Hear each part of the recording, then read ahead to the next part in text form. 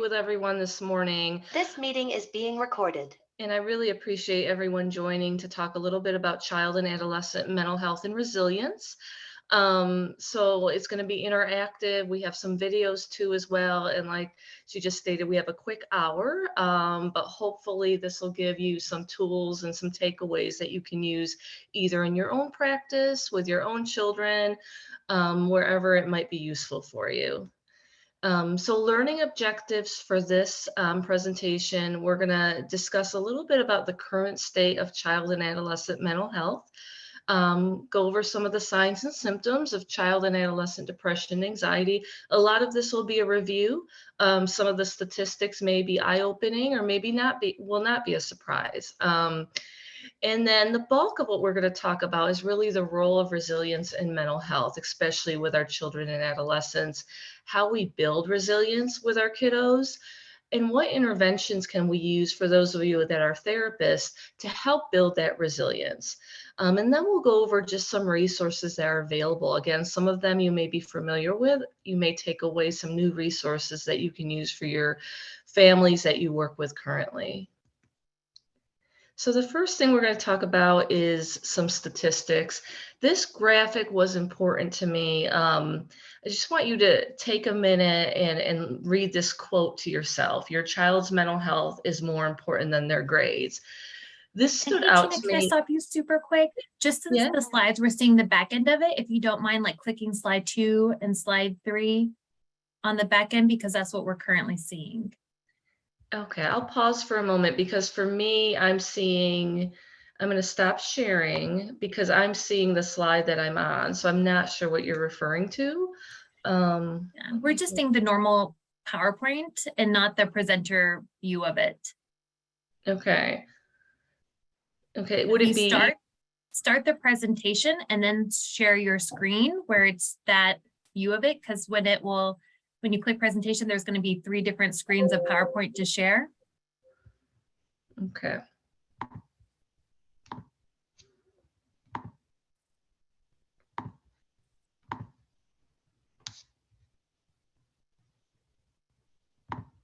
All right, are you able to see the slides now?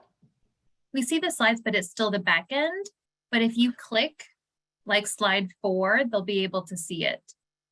You're sharing the wrong application of it. I'm on slide 4 now. Would it be easier for you to share the slides on your end? Yes. Okay. If we want to do that, because I'm not sure why it's not functioning the way it should.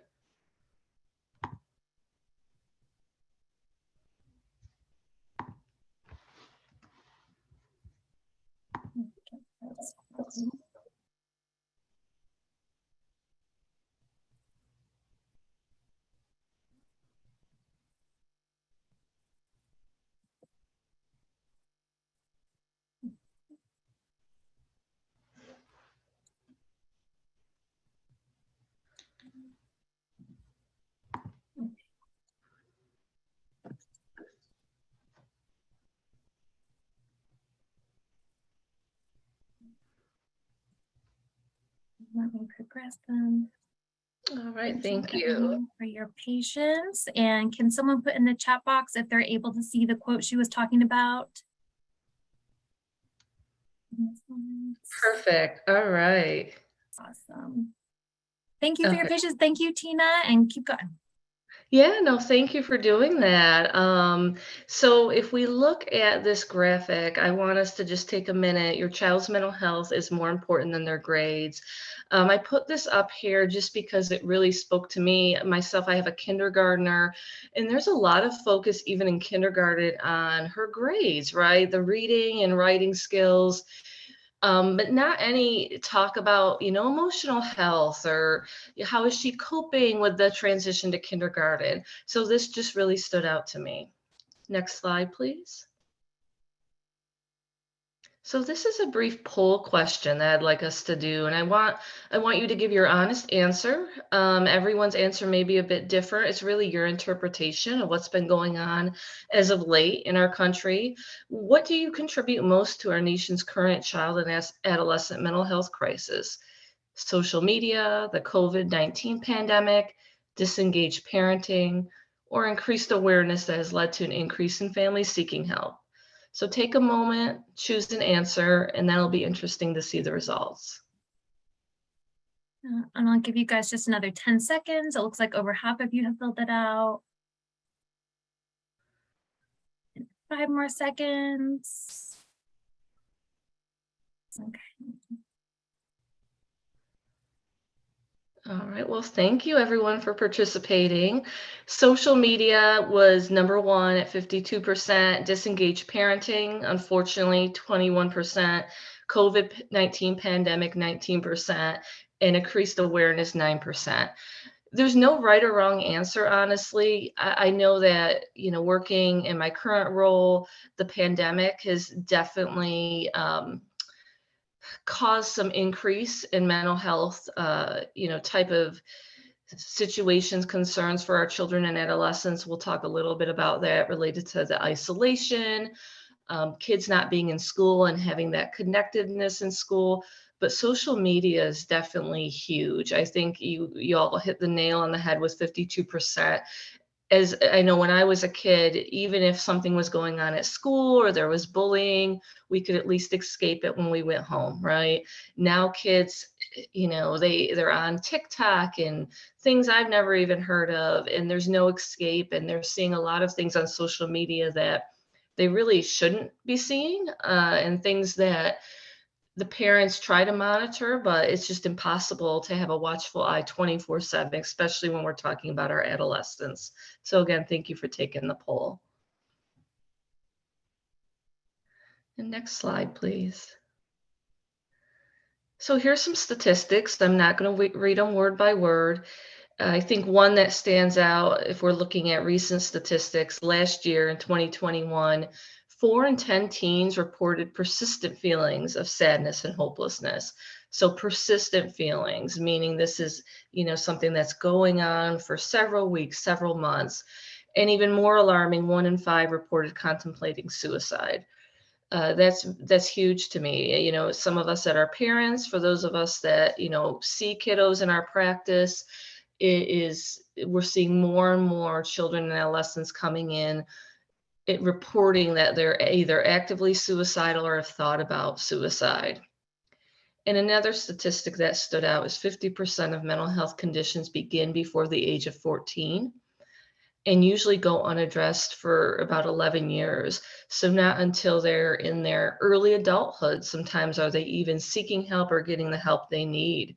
I know in our emergency departments at Children's, we're seeing as young as 4 years old coming into our emergency department with primary mental health concerns. So that's something I don't remember seeing back, when I did mobile crisis. It was more, 8, 9 years old, but 4 years old. Next slide, please. So this will probably be a review for most of us that are clinical on this webinar. Depression, anxiety in children and adolescents can look similar to what it looks like in adults, but there are some differences. Again, I'm not going to read everything verbatim, but some things to really look out for is the acting out behaviors or the anger, irritability. Sometimes, our children and adolescents that usually don't have any behavioral issues at school start to have these behavioral issues.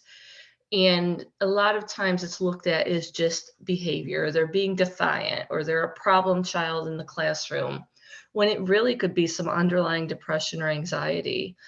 Isolation is huge. I want to point that out, especially with the pandemic. A lot of children and adolescents had no choice but to isolate.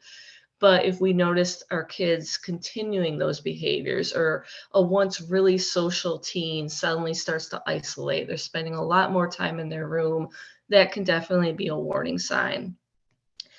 Anxiety can present sometimes like ADHD. Anxiety doesn't always present like panic attacks. Anxiety can look like, a child or adolescent starting to lose weight unintentionally or starting to gain weight, eating, under eating, overeating, not wanting to go to certain social events, and starting to get those declines in school. So that difficulty at school or even refusing to go to school. So these are just some things to look out for. Another huge one is somatic complaints. So those physical complaints, headaches, stomach issues in our younger kids, my tummy hurts or my brain hurts, right? My head hurts when there is no medical reason. That's something we really, when we do these types of presentations for our primary care docs and psychiatry folks, we always point out if you have kids or adolescents coming in with a lot of physical complaints and you can't find a reason for it, I want you to further investigate the anxiety piece to that. Right, next slide, please. And just some statistics on suicide. In 2020, so the beginning of the pandemic, there were over 6,000 deaths by suicide among our youth that are age 10 it goes up to 24. The youngest age group, age 10 to 14, saw an 8% increase. So 8% increase in suicide. Next slide, please.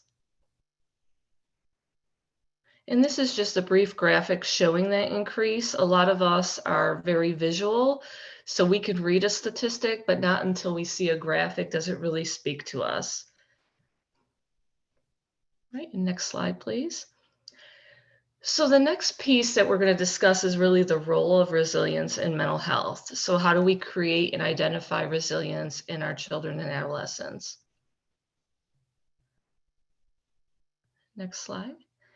So I want us to take a moment and this is about a 9-minute video. And this gentleman speaks about resilience from his own personal experience. So he speaks about what he went through as a child, what his brothers went through, and what that difference really looked like. So we're going to watch the video and then in the chat have some open discussion about it. But I hope that the video will give you some takeaways. And I am pulling that up right now. Thank you.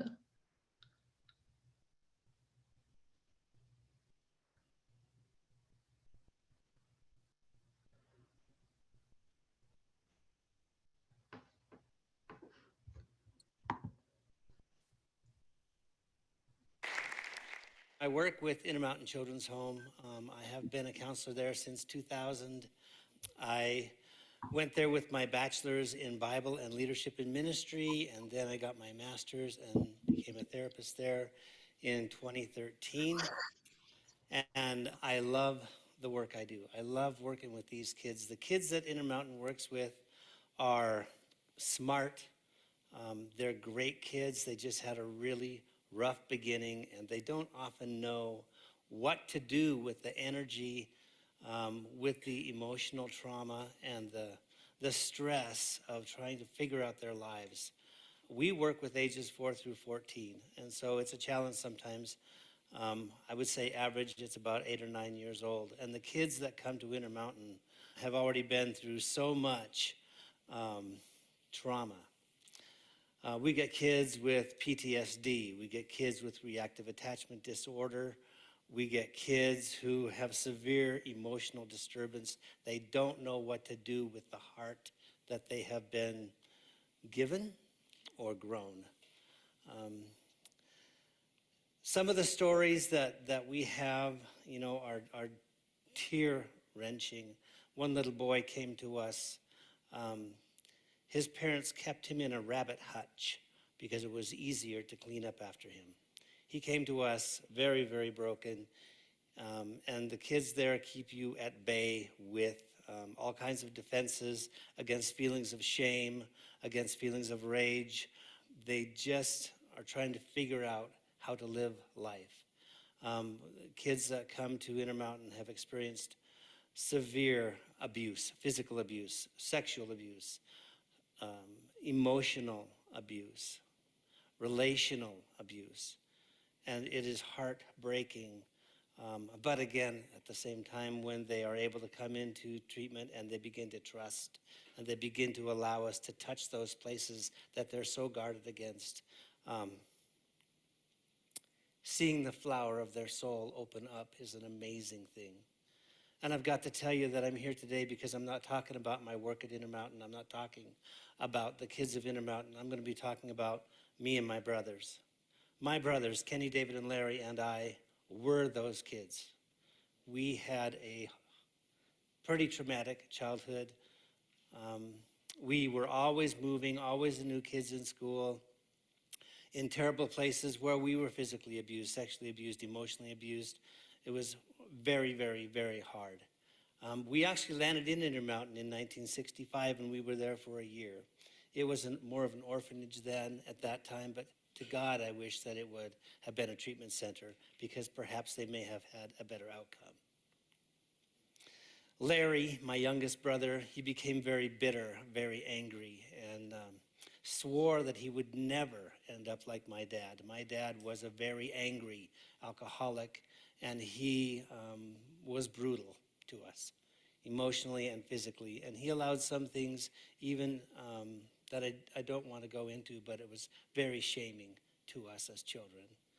So Larry became angry and bitter, swore he'd never be like Dad, became exactly like Dad, a raging alcoholic. He actually traded his wife and young child for alcohol. I was there when he did that. Ellen said, "You have to make a choice. It's going to be me and your child or alcohol." And Larry said, "Alcohol." I couldn't believe it.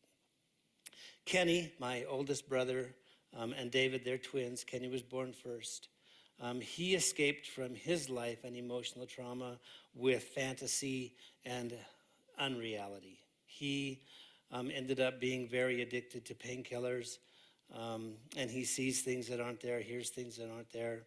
David went into radicalism. He was a radical Christian, a radical Jew, a radical Aryan. He was a very angry and radical person, and you could not be around him without being agitated all the time. You never knew when he would explode. I love my brothers, but we weren't always together. My mom and dad each divorced 4 and 5 different times. They were always moving, so my life was flux. We were abandoned in San Diego. We were abandoned in Bynum. You know, we just mainly tried to take care of ourselves. I'm the only one who graduated from high school. I'm the only one now who has a family intact. I've been married for 27 years. I've got 4 kids and 3 grandkids. I'm the only one who went to college. I'm the only one who's had gainful employment. Kenny and David, homeless their whole life, living in the brush, living in a car, their whole life homeless. David died of pancreatic cancer about 5 years ago, 5, 6 years ago, because of the life that he led. We went down to Yuma to find him in the brush and bring him home so he could die at peace. It was amazing, though. He was a very peaceful man at the end. That's who he really was. If he'd only had a better chance. Kenny is still homeless. I don't know where he's at. I was afraid I would never be able to let him know that our youngest brother, Larry, was shot and killed by his wife. These were outcomes that came from the life we had. And people ask me, why were you different? How come you turned out with such a more successful life? What made you who you are? I ask myself that question too all the time. And when Adam asked me to talk, I just figured I'll try to figure it out.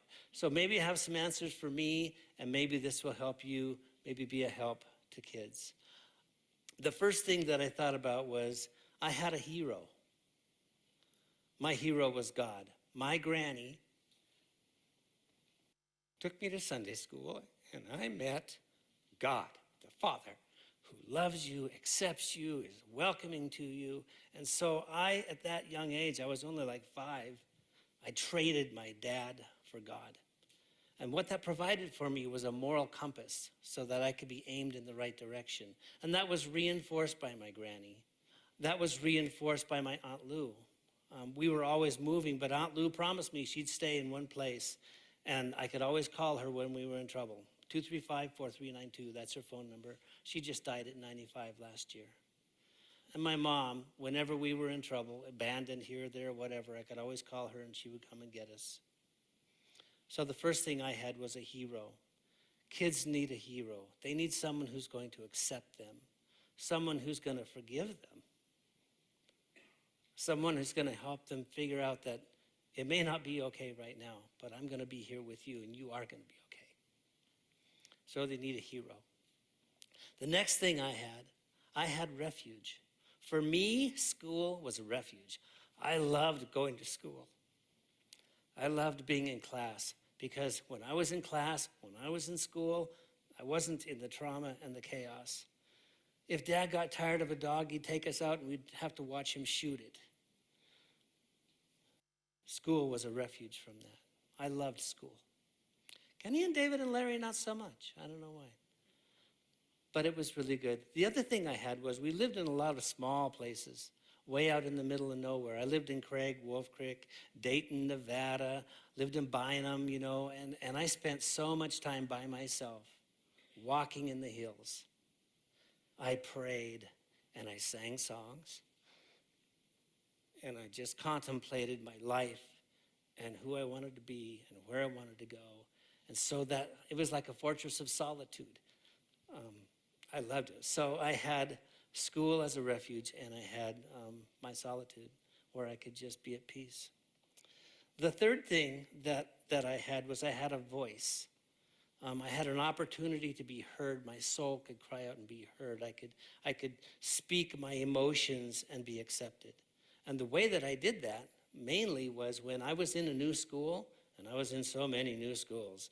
I couldn't really be in sports. We were never anywhere long enough. We were there for just a few weeks, maybe a few months. Rarely was I ever there for a whole year. I don't think I had a whole year anywhere. Junior and senior high maybe was close. But choir, I could go to choir anywhere. And I sang songs. And some of those songs just really touched my soul. And I could express myself. And I wrote poetry. But yeah, when Dad was sober, he was great. But when he was drunk, he was not great. But he read to us Robert Service, you know, poetry and so forth.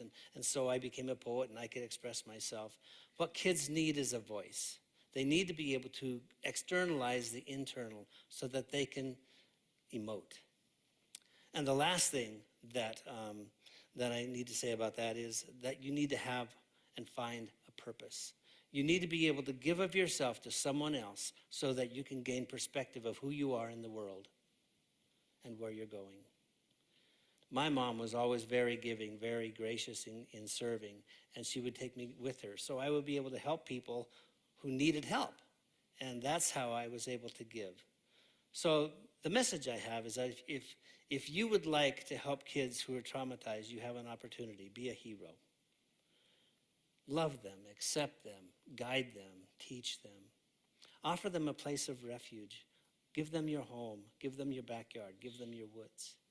And the third thing is give them a voice. Listen to them. Help them to write or sing or pray or whatever. Just get it out. And the last thing is give them a place where they can love somebody else, because we all need to be loved, and we can only do that best by giving love.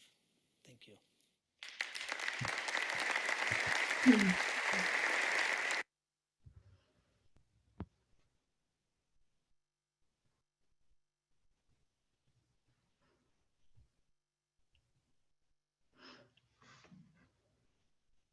So as we begin the presentation again, feel free to put any of your thoughts or comments in the chat related to the video.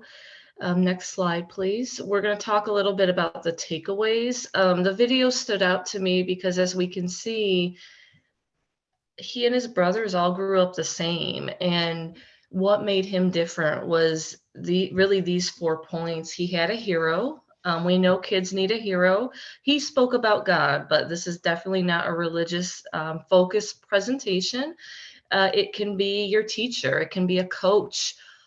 It can be a sports player, anyone that they can look up to and say, hey, even when things are their worst, I want to be like this person. I want to get through it, and this person inspires me.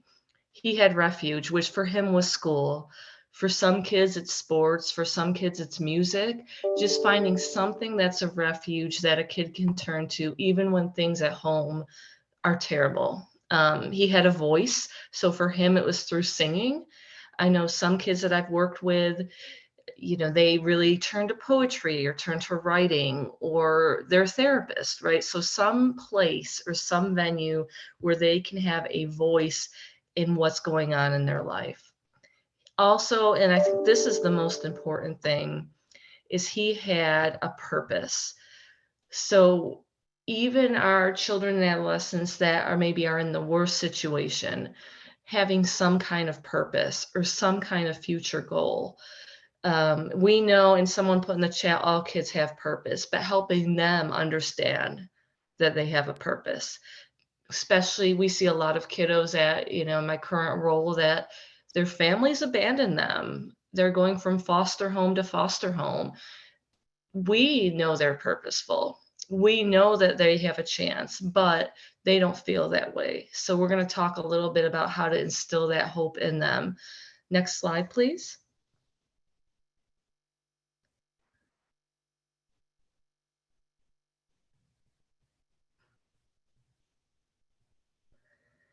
So resilience, again, it's really the ability to cope with things and recover from setbacks.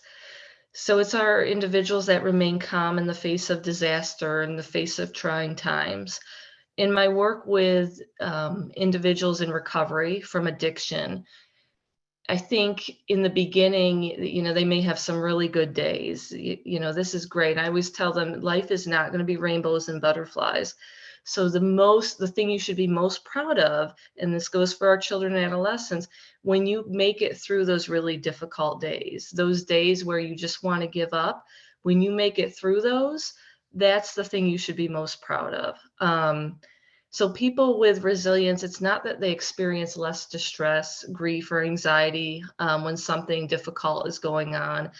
They have healthy coping skills on how to handle those situations.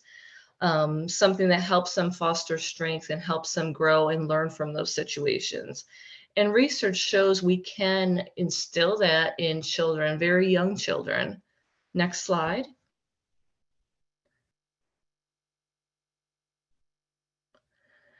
For the purpose of time, we're not going to watch this video. This was a really, really short clip, nothing like the TED Talk, and I'm glad that folks on the webinar enjoyed the TED Talk. But there's really 5 skills of resilience that are spoke about quite often. So building a sense of hope, perseverance, moments of success, being connected to others, and an ability to self-regulate. I think the connectiveness piece was really lost for a lot of our children and adolescents during the pandemic. So we're trying to help them get that back. And then moments of success, really celebrating those moments when they had a good day or those moments when things went really, really well. And again, being able to persevere, to make it through. So the gentleman in the video, some of the things he spoke about were horrific, right? I mean, I can't imagine, but he still made it through because he had that sense of hope, that sense of purpose, and he found connection with music. He found connection with school. Next slide, please. So signs of resilience, I think if we look at like a biopsychosocial perspective, some individuals are just built differently, right? So some folks kind of come out of the womb resilient. For others, it needs to be more taught and ingrained in them as they grow up. That survivor mentality, resilient people do find themselves, I'm a survivor, I'm going to get through this. I know we see that with a lot of our children and adolescents in the hospital that are dealing with some pretty difficult medical illnesses, our kiddos that are newly diagnosed with cancer, our kiddos that are diagnosed with other chronic illnesses. They almost innately have this survivor mentality. And as adults, we think, how are they so positive? How are they getting through this with a smile on their face and making other people laugh? But they don't look at themselves as victims. That emotional regulation is really, really important. It doesn't mean that when someone who's resilient and going through a really difficult time, it doesn't mean that they don't get anxious, they don't get upset, they don't take moments to cry. It just it means they process those feelings and then keep it moving, right? They don't sit in those feelings for long periods of time. And they also feel in control. So resilient people really have this strong feeling of I'm in control of this, or they focus on what they do have control of. So going back to a kiddo with a new diagnoses of cancer, yes, they can't control every piece of that, unfortunately, but they focus on what they can control. They have problem-solving skills, and they have self-compassion too. So resilient individuals treat themselves with kindness. They forgive themselves. If they've made a mistake, they don't, again, sit there and focus on that mistake for long periods of time. And lastly, and this is almost probably in every slide, social support, connectiveness. They have support, whether it's from family, if they don't have that, teachers, coaches, other individuals that are there, at least one go-to person. That's so, so important. Next slide, please. So for children and adolescent, really the role of resilience is to help them better overcome adversity, trauma, significant stress. So in the TED Talk, he went through a lot of trauma. For myself, I used to do EMDR therapy with individuals until I got, into this current role. And it was amazing being able to work with folks and use specific interventions to help them get through trauma that's really just been stuck for years. I mean, some of my clients, adults, were in their 50s, 60s, and they had been sitting with this trauma for so long, and it really had affected almost every piece of their life. So if we build this resilience in kiddos, it's going to help them be better equipped to get through that trauma, to get past that trauma earlier in life, so they're not carrying it with them all the way into adulthood.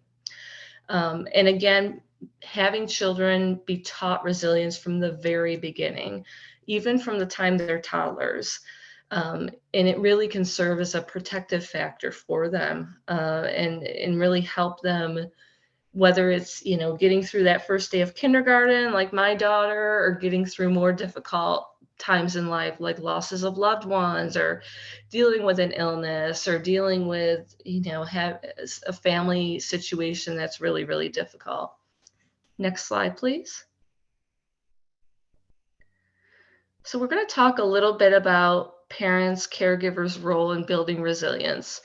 So most of us on this webinar are clinicians, right? And we might get 30 minutes, an hour a week with our clients, with our kiddos that we work with.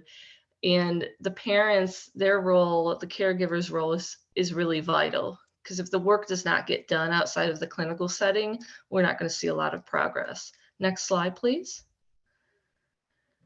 So sources of resilience. So this is some data from the International Resilience Project. It talks about 3 sources that our children and adolescents really need. It's the I have sources. So this refers to resilience promoting external supports and resources. So we're going to talk about some of those resources towards the end of the presentation. I am sources. So these are the internal resilience promoting qualities. So this is what we just spoke about, those signs of resilience, those feelings, beliefs that children have about themselves and the situation that they're dealing with. And the last one is I can sources. So this is resilience promoting social and interpersonal skills. So just keeping in mind, I have sources, I am sources, and I can sources. And depending on the age group you're working with, of course, when we're teaching this to parents, caregivers, our children and adolescents that we work with, making sure we speak their language. So I may present these sources differently to a 8-year-old than I do to a 16-year-old. Next slide, please. So this speaks to the parent and caregiver role in resilience. I know in the chat and in the poll that we did earlier in the presentation, one of the items that scored pretty high was just disengaged parenting. Now, I know in my current role, I see all levels of that. I see the extreme. I have kiddos that are in our emergency department and the parents aren't coming. They don't want to come see their kid. They don't care. And as a social worker, it's always important to have a non-judgmental attitude. It's hard, right? Because you're like, what do you mean? As a parent myself, I would be there right away. But we have to remember that these parents may have never had the model of what a parent should be, what a caregiver should be. They may not know how to be a parent. They may be dealing with their own mental health concerns. So I see that end of it. I also see the end of parents that are trying really hard, they just don't know what to do. They need some guidance. They want to be there, but the way they were raised was that tough love approach, and they're not sure how to do these pieces when it comes to resilience and that emotional support. So for parents and caregivers, it's really about building empathy. So helping our child develop empathy. I think I was at a retreat on Friday, and one of the questions that we had in our breakout session was, what legacy do you want to leave? And a lot of individuals responded with, I want my children to be kind people. Not, I want my child to be a millionaire. I want my child to grow up to be a doctor. I want them to be kind. So just really building that from the start and teaching them empathy. Helping them identify a go-to person. So this, again, every slide is talking about that social support, that connectiveness, listening to your children. I've seen a lot of quotes lately, like with younger kids, if they come home from school and they're like, I want to play, they're, not as happy as you. It's just that means they had a hard day and they don't know how to express it. So through play, they're going to be able to express their feelings. And then accepting children for who they are. This is so important. I think going back to the social media piece, right? Even as parents, as caregivers, we see people's highlight reels, and we want our children and adolescents to succeed at everything and make good grades and be in all the sports. And I see a lot of parents and parents I've worked with really pushing their kids to be a certain way. I want them to do football. I want them to do this. Accepting them for who they are. That doesn't mean letting them slack off, letting them skip school, but helping them discover who they are and what they truly enjoy, what their purpose is, going back to the TED Talk, and helping them identify their strengths. None of us, so that goes for all of us on this webinar, all of our children, none of us are perfect at everything or great at everything. So helping them figure out what their strength is.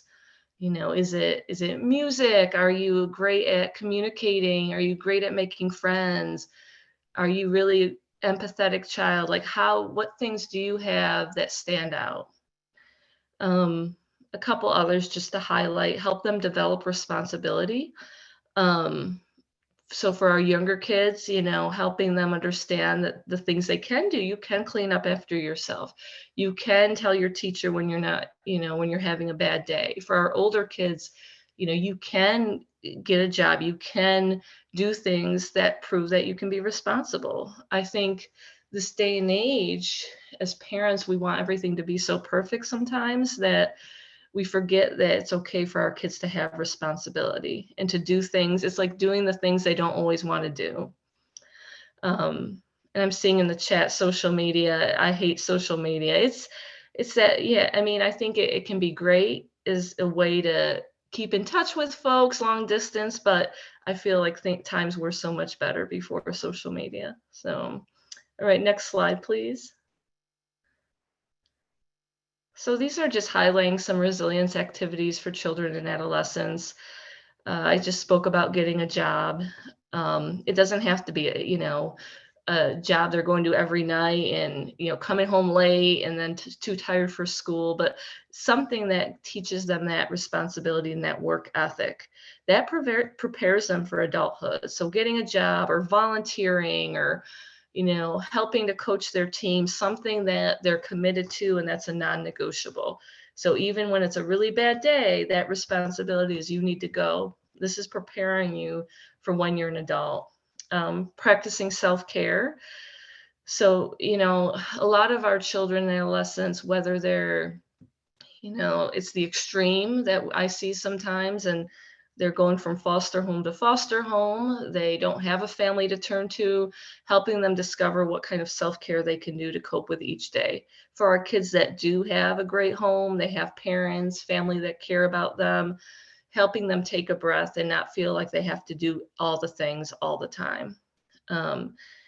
Helping them accept change. I think that's huge. Change, again, the extreme changes that some of our kids unfortunately have to see, changing where they live, changing family situations, to other changes, like, kids that may, have to change schools because their parents got a new job, or, changing, from middle school to high school. And I think as clinicians, especially for those of us that see the broad scope from the really good family situations to the really bad, it's not comparing traumas or comparing situations. For every child and adolescent, their situation's significant.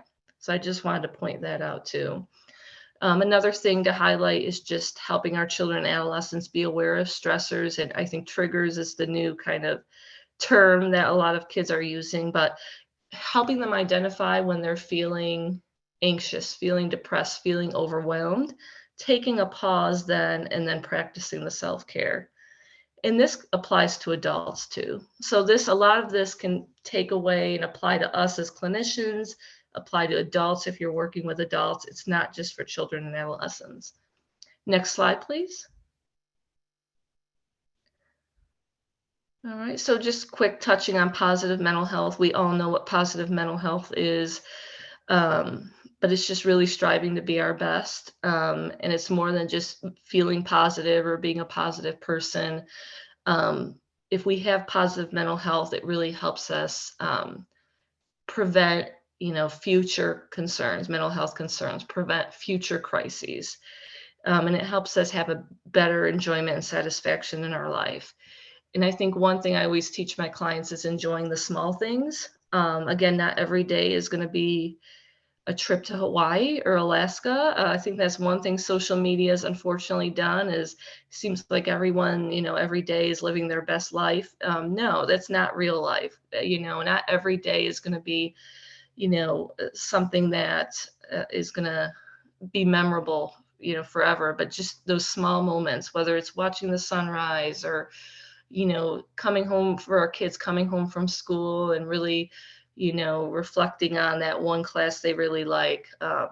So just appreciating the small things. I can't say that enough. Next slide, please. All right, so now we're going to talk a little bit about the therapist role. Next slide. So a lot of this will be review for everyone who is a clinician on this call, but I think incorporating the resilience piece into whatever therapeutic intervention we're doing with our children and adolescents is so, so important. And the counseling resilience piece really helps our clients focus on how they interpret events, both positive and negative. And it really helps us gain insight into their inner world and thoughts. And we're going to talk a little bit about like CBT and how that is incorporated into the resilience piece, because I know a lot of us use CBT in our practices. Next slide, please. All right, so when we teach, this is similar to the skills that caregivers and parents can teach. So it's kind of conjoined, right? Because we're teaching skills, and the hope is that outside of if we're in private practice or if we're doing therapy with clients, the hope is the skills we teach are also going to be taught by the parent and caregiver when they leave our office. So helping our children and adolescents face fear. How do you do that? How do you show courage when things are difficult? Imitating resilient role models. So even doing role plays with our clients, if they're, say they have a really difficult situation coming up, role playing and helping them understand, what they can do, how they can incorporate resilience into that situation. Another thing to highlight, just for the purpose of time, increasing cognitive and emotional flexibility. Being flexible on how we think about challenges. I think rigid thinking can really get us, whether it's children or adults, into a lot of trouble. So thinking outside of the box when it comes to dealing with certain situations. Next slide, please.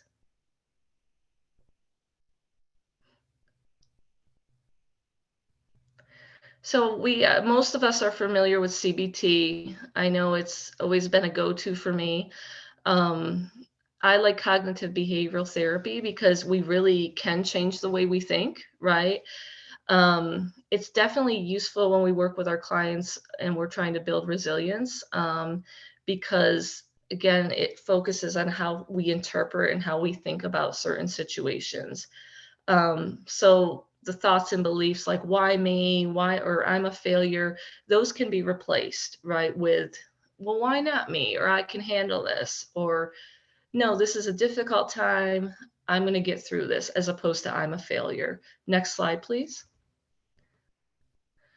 So it's just a visual that we're all pretty familiar with CBT. It talks about how our thoughts, behaviors, and emotions are all connected. So I know when I was working with my adult clients a few years ago that were in recovery, we focused a lot, aside from the trauma work, the CBT piece. So a lot of thoughts were ingrained in their head that I'm no good, I'm always going to fail at things, no one likes me, and really turning those thoughts into a positive. So I've made mistakes in the past, but things are different now. So really helping them change their thought process. And along with that comes the feelings associated with that. So in a CBT, if you go online, there's a lot of different worksheets for CBT, worksheets that are appropriate for our children and adolescents, that aren't so adult focused.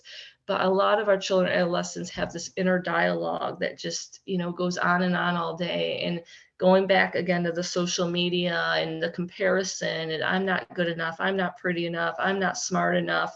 And those thoughts, a lot of times, are the reason why our children and adolescents end up right in our emergency department suicidal, because they can't stop those thoughts. And those thoughts become a reality for them. And then the emotions feed into that. So CBT, again, we could do a whole presentation on it. But for most of us that are familiar with it, it definitely is a good tool to use with our kiddos and incorporate that resilience piece, because a lot of the I can statements and the positive statements can focus on the resilience model. Next slide, please. So ACT therapy, so acceptance and commitment therapy, has been getting a lot of press lately. I've seen a lot of CEs on ACT. It's really become popular because instead of focusing on changing the client's beliefs, it actually encourages clients to learn to accept the discomfort and experience what follows. So it goes back to not every day is going to be rainbows and butterflies. ACT is used a lot. It can be used with children and adolescents. It can definitely be used for individuals in addiction recovery, but it's about facing reality. So, hey, this really difficult things happen. A child may, come to your office and say, hey, my, father is ill. We don't think he has much longer. I don't know how to deal with this. I'm not going to deal with it. I'm just going to withdraw. I don't want to deal with it. This can't be happening. So just helping them face that, and how can they face that? How can they be resilient? What supports can they turn to help them get through this? Because some things, unfortunately, are inevitable. And it really helps as they grow into adulthood to learn to deal with those difficult things that are going to happen. And it also incorporates mindfulness. I think mindfulness that gets a lot of press and buzz lately. It's hard to do mindfulness. I think a lot of us are so busy that we're always thinking about the next thing that we need to do, but just helping them really focus on the now. What can they see? What can they feel? What can they smell? What can they taste right now? And just taking a moment to just, right now, things are okay, right? We're not going to think about what's going to happen 2 days from now. Next slide, please. And lastly, solution-focused therapy.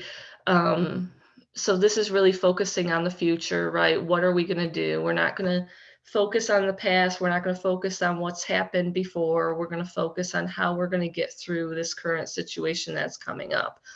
A lot of us lose solution-focused therapy when we're doing brief interventions. So it can be really good if you're in like a hospital-based type system. Maybe you're only working with a family for a few days or a couple weeks. And if you do more research on the solution-focused therapy piece, there are a lot of ways to incorporate the resilience into that as well. So again, the focus is on the future and solutions, not the past. And I really suggest solution-focused therapy for those shorter-term interventions. Because when you have a child or adolescent maybe, and you're in a hospital setting, and this child's going to be with you a week, the family's going to be with you a week, you don't have time to do the deep-rooted EMDR therapy and give them homework for their next session. You have to really focus on the solution at hand. Next slide, please. All right, so the last piece of this, because we have just a few minutes, are resources. I am not going to spend a lot of time on the resources. I know that you'll have access to the presentation deck if you wish to download it. Next slide, please. These are just going to highlight some resources that are available to all of us. 988, most of us are aware that 988 went live in July. So it's a number we can call, an easy number to remember, that will connect us to the crisis hotline. Basically, it's 24/7 because we know a crisis does not have a schedule. A crisis can occur at 1 a.m. or 1 p.m. So this line is really, the focus is to get folks to be able to have access quickly and a number they can remember. So just remember 988, and I try to give this out to all families because we never know when a crisis might occur. Next slide, please. GCAL, so Georgia Crisis and Access Line. I put this in here because I always assume people know about it, but then, I'm at a care conference or some kind of conference about a individual or patient that we're, kind of planning for, and people don't know about it. So I always got to throw this in here. I worked for GCAL 2 times. I couldn't get enough of crisis, so I worked on the crisis hotline and also worked on the mobile crisis team. I want to highlight the mobile crisis piece of it. So this is a team that is statewide. So they have one in every county. It's region-based. It's 24/7 because, again, crisis does not have a schedule, and that's GCAL's kind of go-to quote. The crisis team will go wherever the crisis is. So we would go to homes, meet people at the McDonald's, the park, on the street, children and adults, and it's free. So we try to help families understand that there are alternatives to going to an emergency department if it's not an imminent life-threatening situation. So I always make sure our families have this information. And of course, GCAL also has the 1-800-715-4225 number that is this, same as 988. This is just the number that's going to connect you to the Georgia Crisis Hotline, the call center. And anytime you get connected to them, you will be speaking with a clinician. So it's not volunteers. These are clinicians in the mental health field that will be able to assist. Next slide, please. Right, SAMHSA, I'm not going to spend a lot of time on this, but if you don't have the SAMHSA website in your favorites, definitely take a look at it. It helps with links to different treatment resources, whether it's mental health, substance abuse. It's a good go-to if you are, trying to find some treatment centers or resources for your children, adolescents, or families that you're working with. Next slide, please. Right, and for Children's Healthcare of Atlanta, as you know, that's where I work, and we're part of this conference. We have our Strong for Life program. So Strong for Life does a lot of education, outreach in the community. I think I put the website on here in the reference section, so just something to check out and another resource you can give to families. Next slide, please. And here it is, a link for the Strong for Life. They have parenting resources, emotional wellness, how to stay safe, and they also have a section on raising resilience. Next slide, please. All right, and it's 10:25, so despite the PowerPoint challenges, we still made good time. So thank you for your assistance with the PowerPoint. I guess we can do some, I know we have a lot of comments in the chat. I've been trying to follow it. I have one question in the Q&A, and I just put the Strong for Life link in the chat box for you guys. So one question that we've been holding on to is someone was hoping that you would touch on any measure of resilience. Are you familiar with any instruments that would measure resilience? Oh, great question. As far as measures of resilience, honestly, no, it's something I'll have to research myself. I know that a lot of us, when we're measuring for clinical, right, PHQ-9, the GAD-7, the ASQ, if anyone in the chat or on the panel knows a good measure, like a scale or actual, something that measures it, feel free to put it in there. because I mean, that would be a great tool, especially for folks that are used to using some kind of tool related to that. Someone said there's something called a resilience score. It's like an ACEs. Okay, so that's something to look into. Yeah, And there is I a have resilience seen- scale. Okay, awesome. I have seen a couple of them out there. I haven't read a lot of deep research on some of them. I know there are scales that measure kind of overall well-being through protective factors and other presence of strong relationships and community supports in there as well. And then Keldrick just put lifepathsresearch.org has a portfolio. I saw Amy Mobley from the Child Training Welfare Collaborative put in originstraining.org, ACEs Resilience Survey.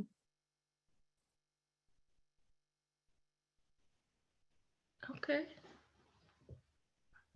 And I have another question. Does GCAL still come to the school if needed?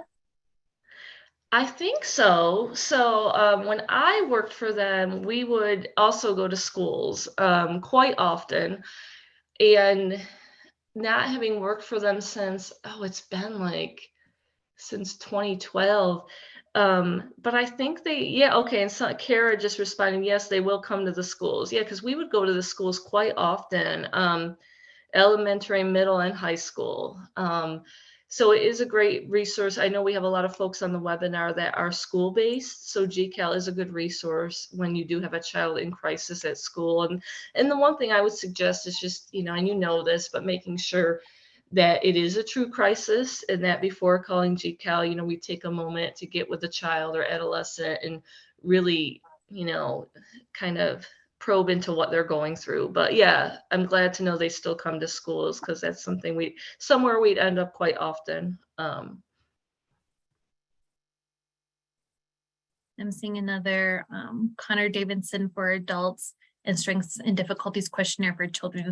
I think put in there as a potential resilience one. Awesome. Okay. And I see some people are looking for the survey or links at the end. I think you're talking about the evaluation survey. If you're looking for the evaluation survey, we're putting that out at the end of the day today and tomorrow. So after the keynote address today and tomorrow, and we'll also be emailing it out to all the participants at the end of the conference today and tomorrow. If you're looking for Tina's presentation, I'm about to upload the PDF version of it. If you look on the Cadence platform, there's collections, and in there, there's workshops and resources. So I'm going to post it there right now for everyone. And all of the links that are in her presentation will be hyperlinked on the PDF for you guys to use. So give me about 10 minutes and then look for it under collections and then workshops.